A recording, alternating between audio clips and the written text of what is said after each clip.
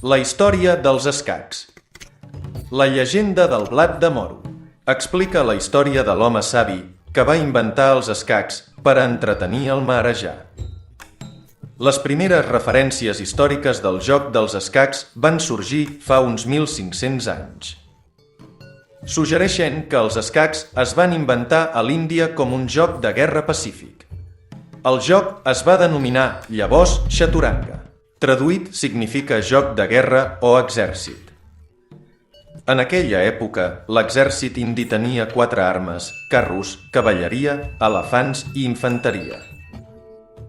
El joc es jugava amb 4 persones i amb els daus.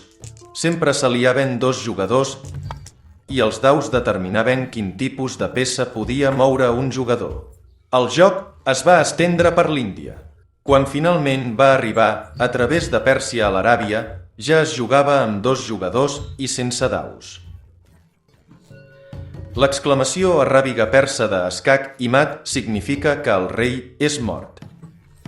En el moment en què els àrabs també van governar el sud d'Espanya, no sols van portar magnífics edificis com l'Alhambra a Europa, sinó que també el joc d'escacs. Llavors, els escacs es va estendre ràpidament a la resta d'Europa.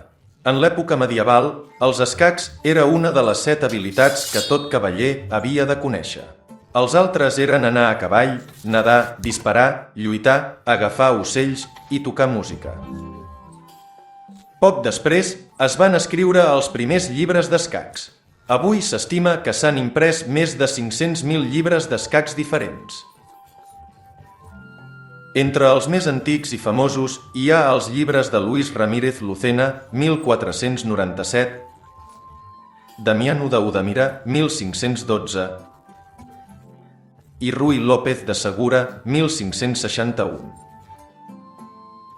La primera partida documentada va tenir lloc a Madrid el 1575.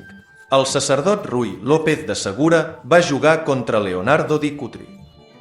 Di Cutri era un mestre d'escacs italians. A causa de la seva lleugera alçada també li ho deia Israel Potinu el Petit. La partida es va jugar directament en la cort real i el rei Felip II va seguir les partides amb interès. La partida entre López i Leonardo va ser el millor de 5. Leonardo va perdre les 2 primeres partides, però després va guanyar 3 partides en una sèrie i amb ells el maig. Al final, Felipe II va recompensar el guanyador amb 1.000 escuts, que en aquell moment era una quantitat impressionant.